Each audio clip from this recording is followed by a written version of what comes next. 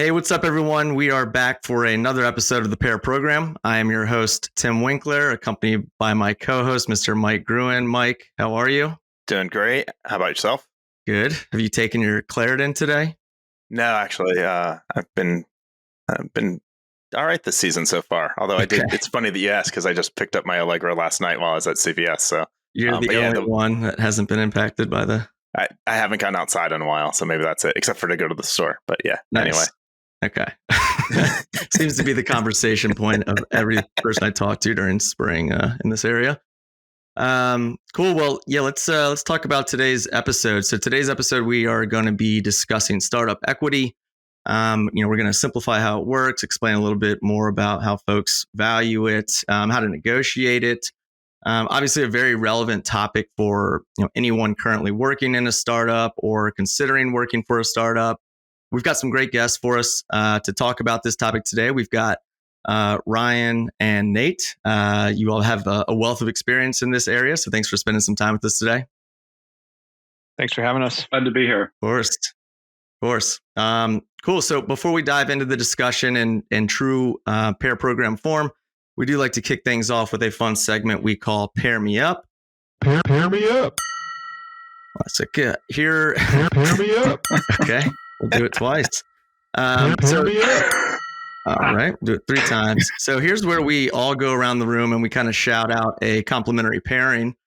Mike, go ahead and kick us off with your pairing. Yeah, trying to change it up a little bit. I'm going with cats and cardboard boxes because there's nothing more entertaining to a cat than like a cardboard box and just jumping in and out. We have 3 cats.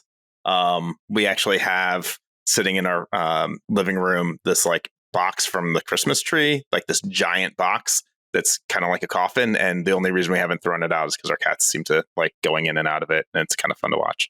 So cats and cardboard boxes. We're easily entertained. I guess I've heard of something called Netflix. I think that's also supposed to be entertaining, but like, so it's just watching cats jump in and out of boxes. So any listeners from PETA, Mike Gruen, go ahead and include your address and where you torture these animals. I didn't bury the box. It's just, Okay, good stuff. Cats and boxes. I'm gonna go with sipping bourbon and being outdoors. So I'm kind of coming off of a recent bachelor party trip to the bourbon capital of the world in Louisville. So bourbon is fresh on my mind right now, and I have a nice bottle of E.H. Taylor small batch in the liquor cabinet waiting. Oh, it's good. Yeah. It is very good. You just got it from like the Buffalo Trace Distillery, and we took a little bit with us going golfing. But honestly, I think if you take it hiking, camping, skiing, something about being outdoors with it just tastes a little bit better and just makes the activity that much more enjoyable. So that's my pairing. Let's kick it over to Nate. Nate, maybe a quick intro on yourself and then your pairing. I'm Nate, and I work in product at Pololo. I'm head of product over there. And I was thinking about my pairing. I have been missing the chance to take a vacation because we're like gearing up to launch our MVP in the next few weeks, and it's just not the time. But after that, I'm going to take a little time off. And I think a great pairing is sort of touching on your point, getting outside, listen to the rain, like hit the pine trees. We've got a lot of pine trees here in the Pacific Northwest, maybe a little covered porch, just kind of sit there, drink a little bit of coffee, drink maybe a little bit of bourbon. Be real nice. Nice.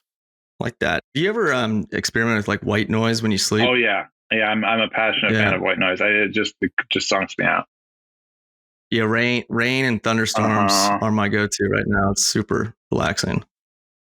Cool. Ryan, quick intro and pairing for you.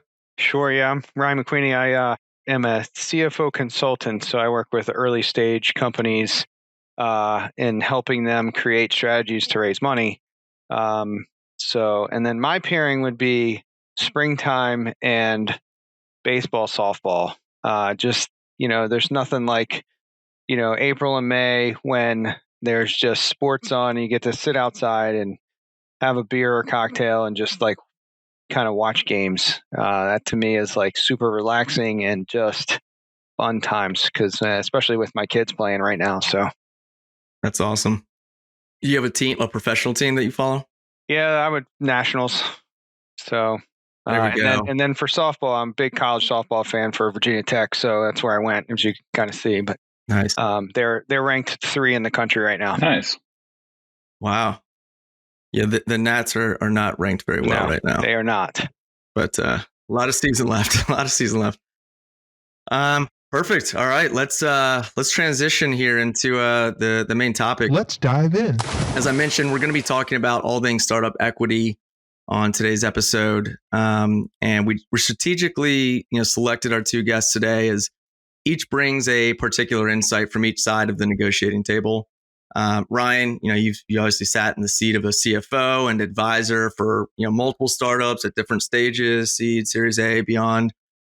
Nate, you've actually sat on both sides of the table. You've been on the receiving end of startup equity, and as an employee, and then also as a startup founder, have had to determine how to slice up the pie for your first, second, third hires, and so forth. And so, let's jump on in. I'll start with you, Ryan, and maybe just for our audience and in basic layman terms, can you kind of explain a little bit more about how equity works at large, and then we can dive a little bit deeper.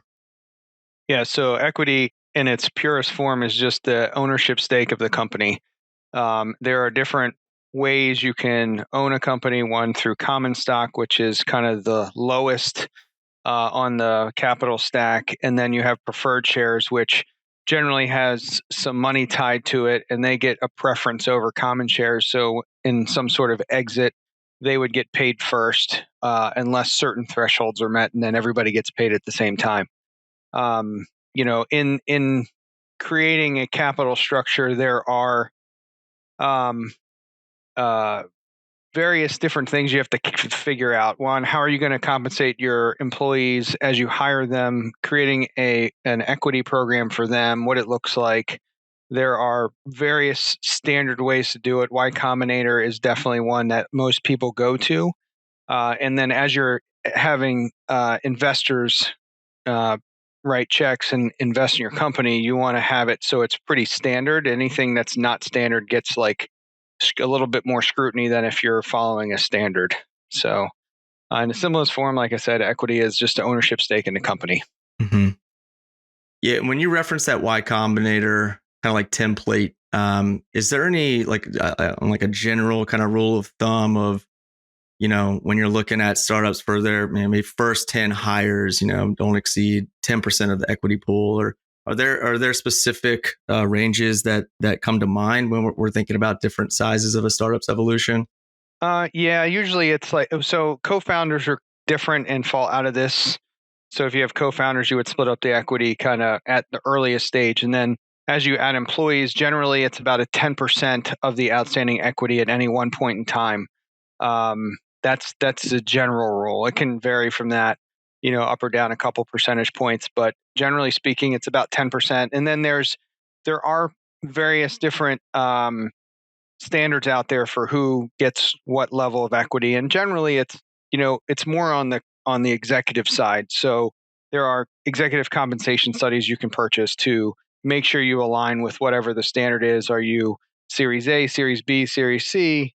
What is your revenue? Are you pre-revenue? And so you have various different factors you can consider as you issue these equity instruments to your employees. And then there are general rules for the non-executive employees too. So, and you try to design programs where positions and titles get similar equity across, so there's no inequity across the board.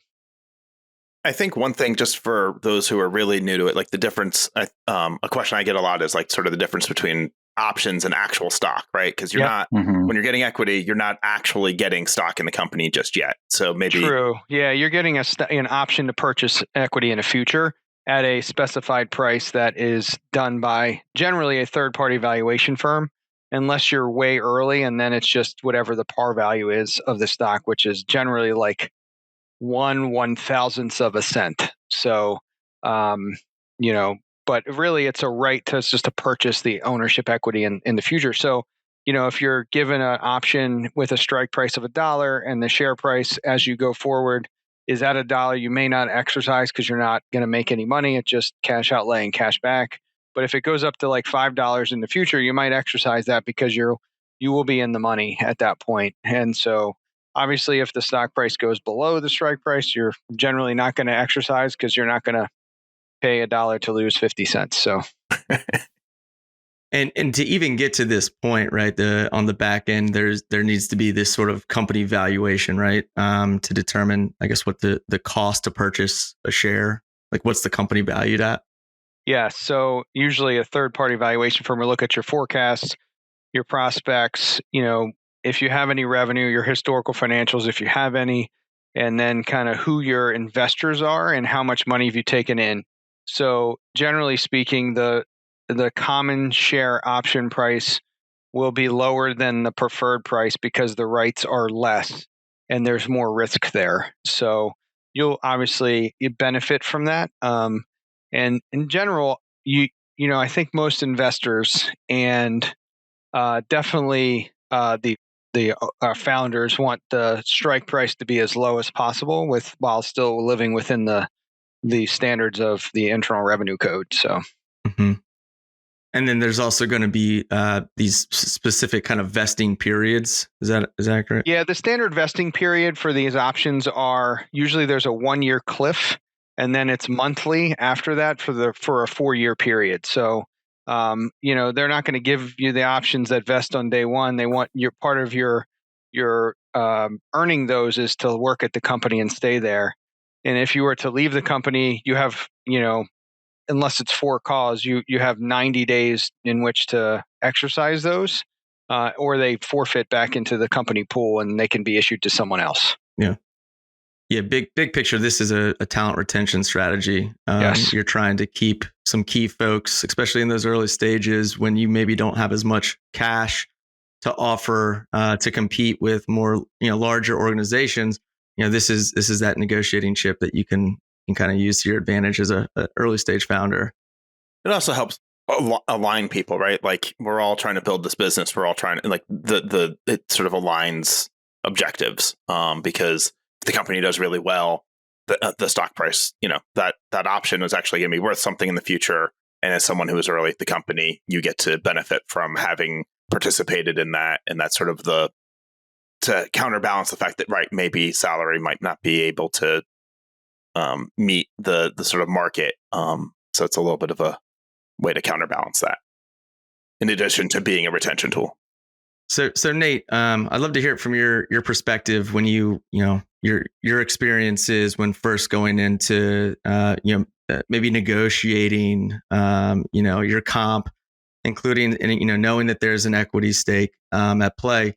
Can you explain like how some of that went down and was it clearly explained to you from the leadership? I'm always curious to hear how is it communicated during the interview process. Yeah, I've had the chance to sort of be on the employee side of the table a few different times, both like with FANG companies and also with startups. I think that even though this is mostly focused on startups, it's worth a small shout out to the FANG company RSU structure, because I think that one of the big choices that we don't talk about enough is that employees will need to align their career goals and ultimately their retirement goals with where they're going to be working. And so if you want to think about it in simple terms, working at a FANG company is kind of the closest we have to the 1950s version of that really sure job. Like the RSUs come every 6 months. They have a pretty defined market value. It may float on the stock market. You're making a bet, it goes up. But the company is going to just give you that cash effectively. You don't have to buy it. You don't have to redeem it. On the startup side, it's a little bit more like looking at yourself and saying, I can make a series of bets, right? I'm making bets and I'm hoping that, to Ryan's point, that the stock rises in value and the equity will be worth more than my comp over the long term. So that really shaped my approach, right? Like at a FANG company, I was more like, okay, fine. Like, let's make sure I'm at market with the rest of my peers in the company. And the startup, it's a larger conversation. It's what is the valuation of the startup? What is the growth trajectory of the startup? How much confidence do I have in the founders? Because effectively, especially if you're coming in the first 10 employees, look at yourself like an investor and ask the same questions an investor would ask, because you should be getting enough equity that it will matter.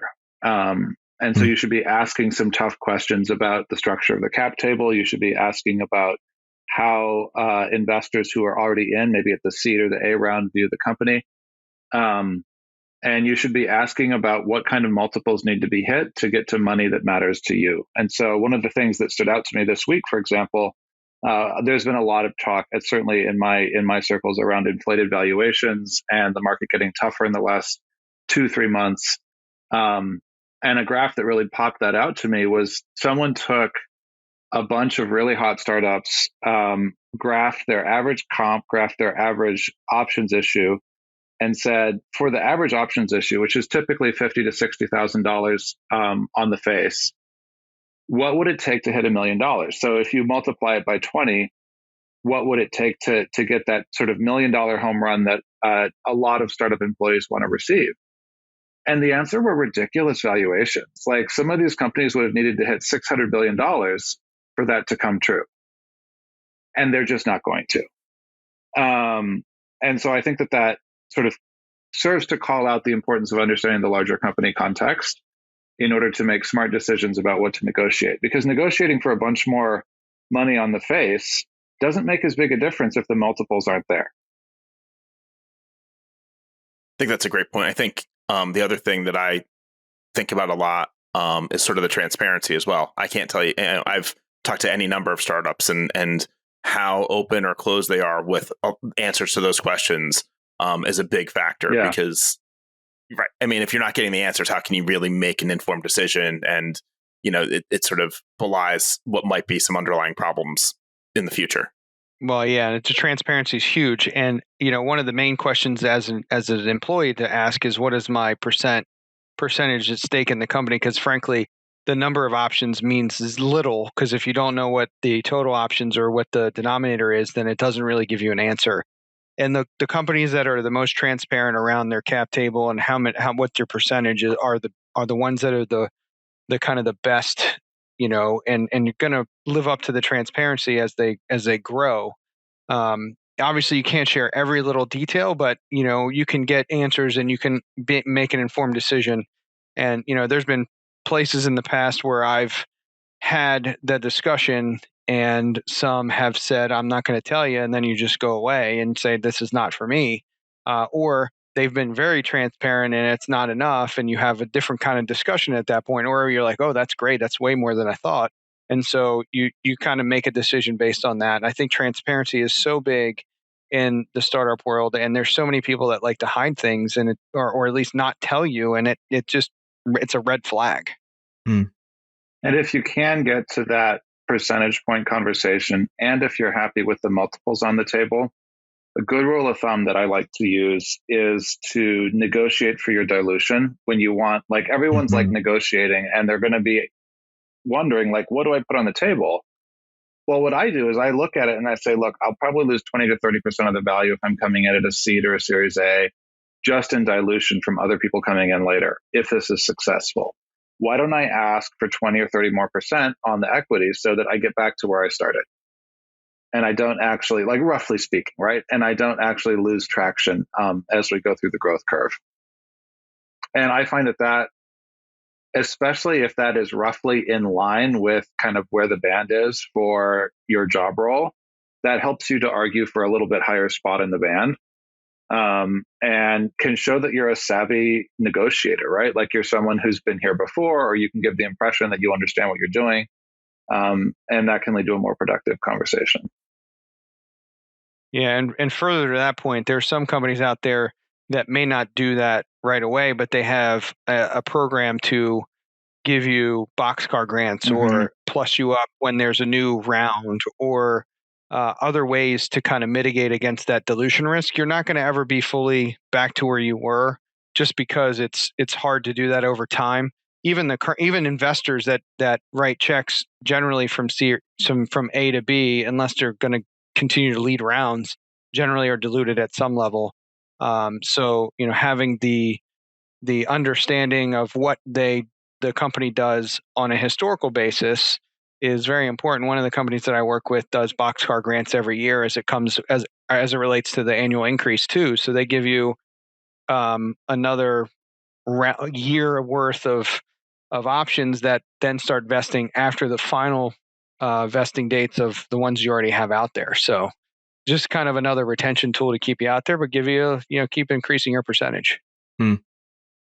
Yeah, I've seen way too many times, founders or CFOs that are doing aggressive hiring and recruiting, but just being very vague about equity and not just kind of deferring those conversations. And I understand you don't need to be so forthcoming in maybe the earlier stages of the discussion, but as things evolve and you're getting into some final rounds, the longer that you hold out on that information, it's not going to play to your advantage. Just no use in hiding it.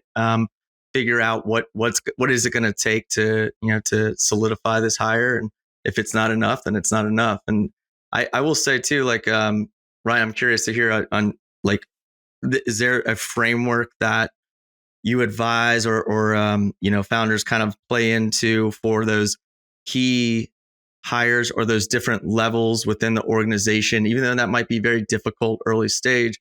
But it's like, here's our, senior / principal folks that we know that we need, carve out this kind of, band. And then for, mid-level and for junior folks, is there a framework that most folks follow? And yes and no. I think it depends on the business too, where they are, how many employees they have, what their valuation is, how many options they have available. So, because generally speaking, the founders and CEO don't want to go back to the board and say, "Hey, we need more options," unless you're in this like in between stage and you're printing money and you don't need to go raise more. And then at that point, you might, add some more options. But generally speaking, there's a couple. It's more that's an HR question. There's some firms out there that you can go buy studies for $10,000 or whatever, and have like a framework. There's, as long as you write it out and live within the bands, you're going to be generally fine. I mean, most people aren't going to give like a software developer, a junior software developer, a 1 percentage point in the company. That's just not the way that it works. And, they're going to get somewhere between like 0.1% and 0.15%. And there's a general rule kind of there that I have experienced, and that's how I would advise just based on my experience. But if somebody wants something written out, they're going to have to go pay for a study. I don't have those. I think one of the techniques to stand out in a world where, to Ryan's point, you have fairly standard bands, like what he's talking about is absolutely on the money. Like 0.1% is really standard for a junior developer. You can still stand out by putting a little bit of variance into that equity offer, like say 0.1 or 0.12, and then vary the cash with that and give, like, what we like to do is we like to give folks a choice. Like if we're at the final stage, you can say, do I want a cash weighted offer or do I want an equity weighted offer? And giving that sense of agency can go beyond transparency to actually give someone a sense that they could be more bought in if they wanted to. And giving that choice, I think, has been really, I've seen people's eyes light up when they have that sense of being able to choose. And I will tell you, they don't always choose equity. Like sometimes folks choose cash. Yeah, I think I was just going to say, Nate, when I do the same things, sometimes, there's life circumstances, right? Like, I don't know, I have to pay the rent and I have to put food on the table. So I'm going to go, so there's definitely those things that come into play. And I think giving people that ability to choose is great. I've done similar things. I'm curious, when you do have someone who's coming in and maybe they're a little more senior, maybe they are a principal engineer, that this person, whatever, their principal, they're going to make a real difference. When they ask for more equity, like maybe it's a loaded question, but I'm curious, like what your thoughts are when someone really is like, hey, I really want more equity. Yeah, I mean, I've been in those conversations sort of on both sides. I've been the one asking, and because senior product roles can also ask for that. I've been, the one where like I'm in the hiring team. We're trying to figure out how to land someone. I look at it as a cost benefit, right? Like if you look at it and someone's saying, I'm really senior and I want another 0.1%, or I want another 0.2%. You look at it and say, are they worth a developer? Are they worth 2 developers? Is that the kind of multiple they're going to bring? Because that's effectively what I'm trading down out of my pool. And if the answer is yes, then maybe you have that conversation and maybe you say, okay, like we're going to weight it down a little bit on cash and we're going to give you what you're looking for. And if the answer is no, that actually tells you a fair bit about how much conviction you actually have and where their upside and slope are. But if you look at it that way, it helps you to make that trade-off, because that's effectively what you're doing. Like to Ryan's point, you have a fairly static cap table, right? Like you don't really have a lot of room to just go print options. So you're stealing from Peter to pay Paul. And even if you haven't like met Peter yet, right? Like you don't know who this future developer is going to be. So you're essentially having to say, given the talent bar we've seen coming in across the company, would I be okay with delaying hiring an engineer for 6 months or a year because this person is that amazing? Right. I think that's a really interesting point about it's a zero-sum game, right? You have a set number of options. And I think a lot of startups I've seen where they sort of get into problems where maybe they gave out a little too much too early to certain people, and now they can't really attract the person they need because they just don't have the equity to do it. And they've put themselves in sort of an unfortunate position. Yeah, that actually becomes like, I've seen that firsthand when like companies get later, like Series C and onward, you get into a situation where some of the early employees have sucked up a lot of the cap table, and you're fighting with really big companies now because you're like a 500 person company now or whatever. You can't really make we're a 20 person startup pitch anymore. Right. So you kind of have to put money on the table. And it creates all sorts of downstream issues, because you're either going to commit a lot more of your cash budget to pull people in the door, or you're going to print options, or you're just not going to get the kind of quality of talent that you got when people were like, I'm in the first 10 and I make a big bang. Yep, completely agree. And sometimes if you really have like let's say you're a company and you're a Series C company and you really need to hire, you realize you need to hire like a really senior person, like a chief operating officer or a chief marketing officer, and you might not have the bandwidth in your stock. You might have to go hat in hand, and I mean that dilutes everybody, right? Mm-hmm. Who gives that up? Everybody, or just certain investors, or what? And so, having the discipline at the early stage is something that is hard for people to understand, but it's so important, because especially if they're in the money and they exercise those options, if they were to leave, there's nothing that you can do about it because they're effectively not in the pool anymore. So sometimes you get lucky and you hire VPs of sales that last 9 months and then all the options go back into the pool, or that happened a few times, right, Mike? Yes. So, I mean, sometimes you get like, sometimes you don't. And sometimes people, one of the other things, especially early stage, pre-revenue, pre-Series A, like when you're in a seed stage, is for employees to think and ask about a early exercise option, which is a Section 83B election. It is something that allows you to exercise your options on grant, and you can start your long-term gains holding period. And from a capital gains perspective. And so that's something that also you can kind of try to negotiate. Most plans allow for that.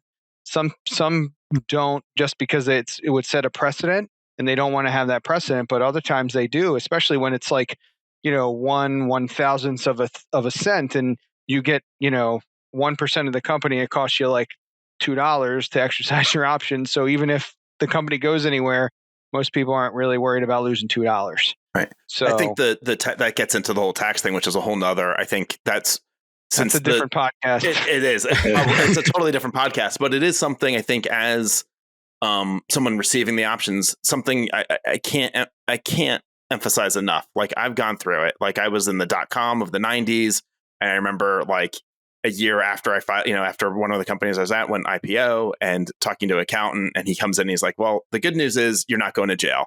The bad news is you owe a lot of taxes. It's like, and just sort of all of that stuff, and understanding some of the tax implications, knowing like the whole exercising the options and holding them for a period of time, and understanding what that is. Yeah, it is a whole nother. I was joking with Tim before the podcast about how like looking at our tax code is like debugging somebody else's code from like high school. It's It's terrible. almost impossible to understand. Yeah, and if you're going to exercise options, even if they are incentive stock options and you're an employee, you still should go talk to a tax advisor because there's instances where you could end up paying having to pay tax on the exercise. Yes. And so that's important for, that is not something tax advice I'm not giving it, but like go talk to somebody to figure out what your position is, because there are instances where you could owe a crap ton of money and you don't have cash flow to match it. So just something to kind of consider too. So Yeah, that's Yeah, I one think of that the was a dark big lesson. secrets of the tax code is that the IRS will charge you for options that have appreciated. They call it the bargain element. And so if you have $1 options and they've gone up to $5, that $4, the IRS sees as income to you, even though you don't see a cent. Right. Which is really like, it's something that's got deeper issues with the way we allow employees to access equity. I think I get really passionate about this because I don't want to make it harder for people who are trying to build wealth to sort of build that wealth. And I think that that's one of those things in the tax code that actually acts to keep people from getting into equity and sort of building wealth for their families. Yeah, and I think, a lot of that, we could, as it is, it's another podcast, but I think there's historical reasons why that was, and who was supposed to be getting those options, and then the tech companies really changed that around and started giving it to everyone, and that's what really caused a lot of, I just remember all the stories in the 90s of some of my friends who thought they were in the money and then suddenly had to sell a lot of shares in order to pay the taxes on the money that they hadn't yet realized. It was like these crazy scenarios. It's a circular reference. Yeah. So, what about any other options out there for for startup founders that maybe aren't looking to divvy up equity up front, but it's like profit sharing or phantom stock, maybe keeping it a little bit more clean until there's a better understanding of what this business is actually capable of. Yeah, that comes down to the entity structuring. Like if you're a C corp, unless it's a regular corporation, you're pretty much going to issue stock options. You can do restricted stock units, which just are a right in the future, and they have a vesting period. But then the stock is yours after the end of that vesting period. If you are like a limited liability company, you can do profits interest, where you're only going to give out money if you're on an exit.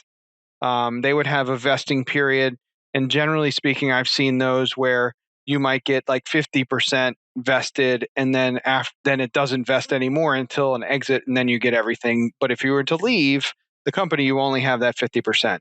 And so those are different, and it's a different structure.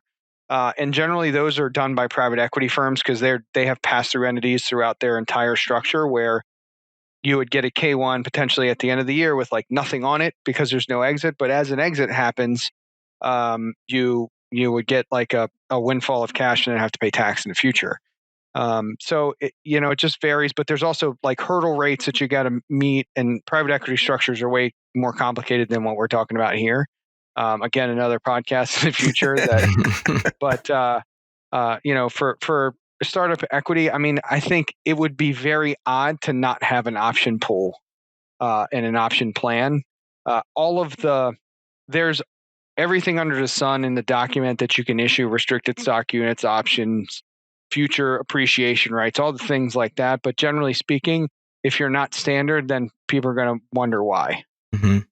Especially as you go to raise money, like early stage, like seed, and you have an option plan. If you have something different when you raise your Series A, the investors are going to be like, what were you doing? What were you thinking? This isn't what we do. Because the term sheets generally you have to have an option pool. Here's the pre-money valuation. Here is the options have to be, factored into before I buy my shares. And, and it really comes down to economics and control at that point. And so, but the new investor is not going to be hurt by plussing up the option pool to get to the total number of options for that total capital. So. It sounds like we have some follow-up episodes here. Well, real quick, like Nate, can you do a quick recap on those items that you mentioned that you're, as a candidate coming into an interview process, totally. Some of those things that you think you'd want to clarify Yeah, like this is like the advice I would give to young Nate, right? So you want to first off understand, like I think Ryan's done a really good job describing what an option is and how it's different from stock. You need to understand that to understand anything else. So make sure you sort of read up on the Wikipedia article or re-listen to this podcast and have that solid understanding. And then at that point, you're ready to have a conversation about first, like the equity on the table for you. And then second, you're ready to do your own research and have a larger conversation about valuation, right? Because what you first need to do is say, am I willing to get into the pool and make a bet at all? If I get into the pool and make a bet, is this the right amount? And is this the right startup to make that bet with? Like those are all things you have to like talk through and understand. And the key factors are understanding like, is your equity benchmarked appropriately for your role? That's fairly transparent. Is the startup at a valuation that you think is reasonable to get to your financial goals? So you have to think about your financial goals. Do I want to buy a house with this money someday? Do I want to sort of buy my vacation home? Do I want to retire on this money? I don't know. But you have to think about what you'd like to do in the best case scenario. And then you have to think about the valuation multiples and say, is it reasonable to think that I could make progress toward that goal given the valuation that I'm getting in at now versus what would need to happen for that to unlock? Because the startup will talk a big game. Like I've seen letters that come in that say, wow, imagine us as a $10 billion company. Look how much money you'd make. And they print it in really big font. And you have to sort of walk that back a little bit and say, okay, but what's it at now? Like, we don't know what the future holds. What's it at now? And then what is the capital market doing? And what are the valuations gonna look like in 2-3 years? And is that reasonable or not? Do I really buy that this is a $300 billion company in 5 years? Right. I think that's the thing is like, what makes you and this is, I've loved having these conversations with founders, like, or the hiring manager, like, what makes you think that number that you just quoted me is actually like, what's the plan for getting there? Yeah. And why do you think that that's a reasonable number? And if I buy into that, and I can't tell you how many times it's gone both ways where that number seems really outrageous and I walk away. And other times it seems like it's a really conservative number. Mm-hmm. And I'm like, wow, like they're not trying to sell me on some fairyland. It's actually, this seems pretty achievable. So yeah, I think that's great advice. Yeah. Good stuff.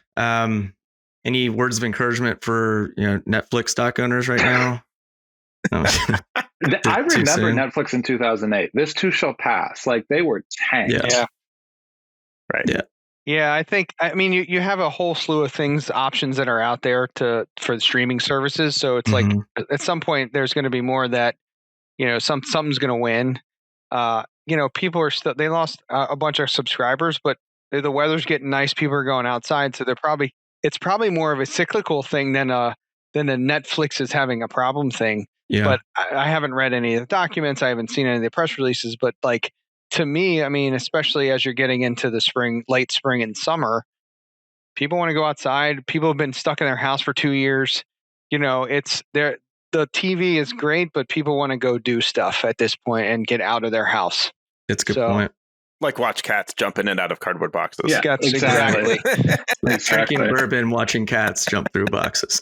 Yeah, outside and while you're skiing. The other piece is stop sharing your Netflix password if you have, because there are big rumors that they're going to fight this by cracking down on the 100 million shared password accounts. Oh, yeah. Yeah, I heard about that as well. Yeah, unless you have a family account, then it's okay. Yeah, well, then it's expected, but it's all within the same household. Yeah. All right. Well, I think this is a good time to maybe wrap up and transition into our last segment here. We call this segment Round Out My Career. Fun segment where we spin this community wheel behind me. It has topics and questions that are crowdsourced from the hatchpad community. They can range from anything from compensation to diversity. Let me give this a spin and see what we land on.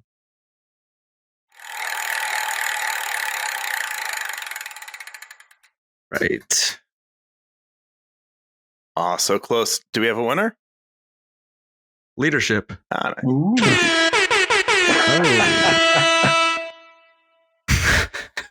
That's a good one. All right, let's go with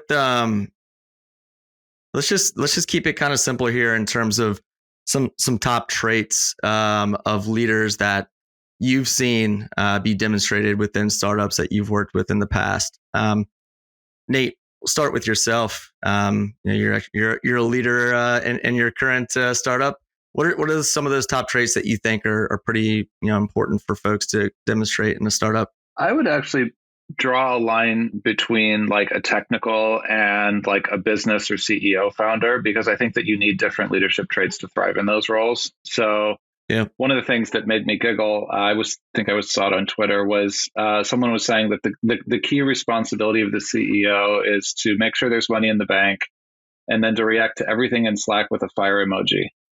And I think that speaks to the kind of energy that you need from the CEOs. They need to be like the chief energy officer, right? Like they're the Energizer Bunny. They always have the motivation.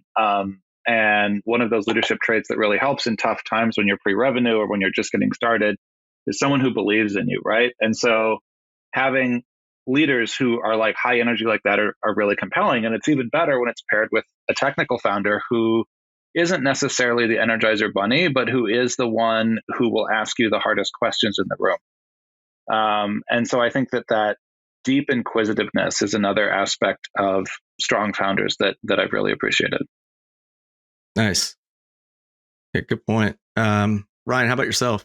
Yeah, I'm gonna take it in a different direction. I think you have to kind of be more of an authentic person. Also, to get people to follow you, you have to have vulnerability. You have to show vulnerability. You have to be able to convey a message, and you have to get people to, believe in what you're saying. And if you're always rah and, not saying that you shouldn't be, because the CEO certainly is, but if you're not willing to like show vulnerability and take a blame for something that goes wrong instead of pointing fingers, and just having the ability to be a real person, I think you go a long way, and people will tend to follow you and run through a wall for you if you're able to do that. I think the ones that just are always like pointing down on people and saying, do what I do what I say, I don't really care, like that's not going to work anymore, especially with some of the, as the kids, are coming into the working world in the last 5 or 10 years. They want to have an ability to understand what they're doing and how it is going to add to the value for themselves, but also to the company. And so conveying how what they're doing is adding to the mission is important. And again, I think, authenticity is something that I've been personally working on for the last, year.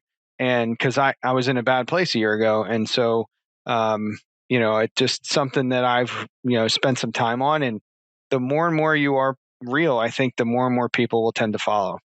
I mean, that's spot on. I took the words out of my mouth. That was actually my answer to that question maybe 6 episodes ago. But it's so true. I would say also, just to kind of compliments with that as well, is having empathy for your team. Like you brought up a point, right? Like, you were in a bad place a year ago. To just kind of be siloed and thinking that it's the business, and the business needs to perform well, and you're not performing well, so the business is performing well.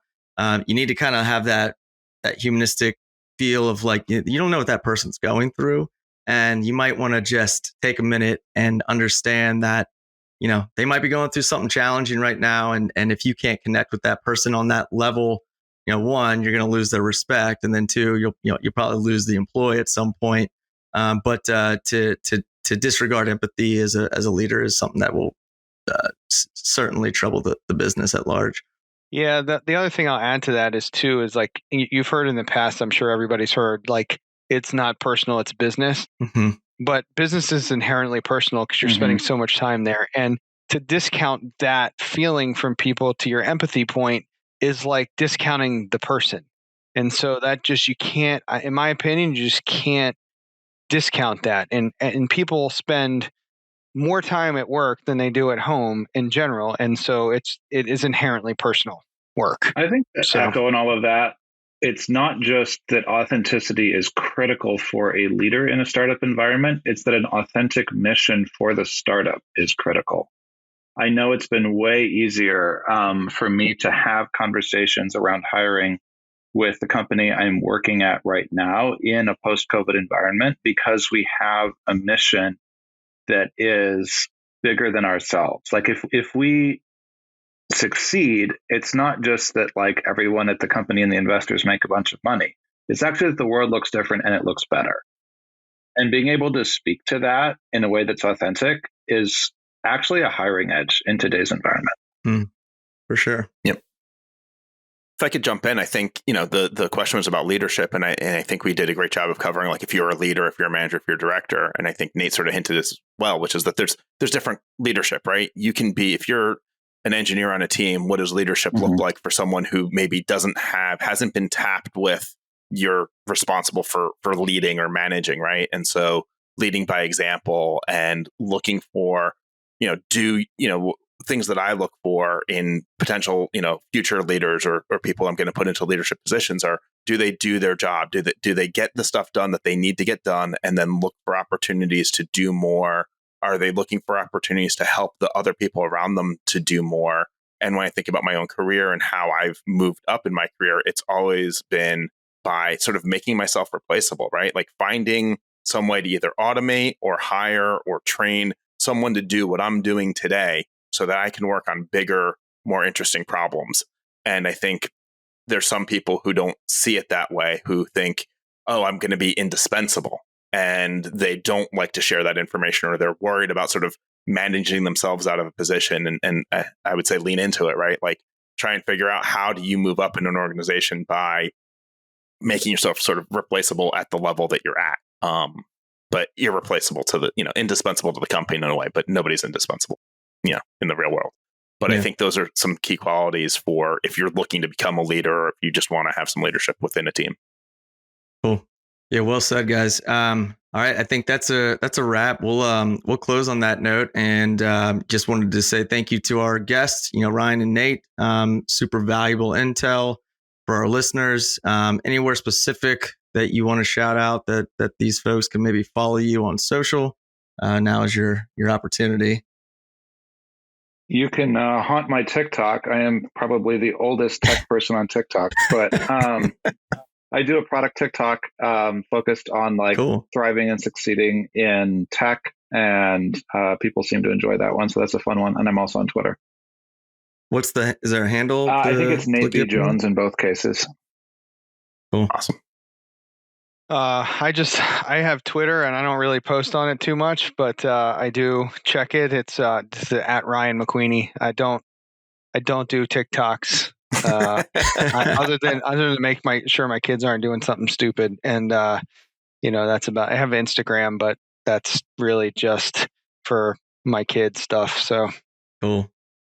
Well, good stuff. We'll go ahead and let Mike go ahead and let that cat out of the box at this point. My God. Thanks again, guys, for joining us. It's been fun. Been a delight. Thanks. Thank you.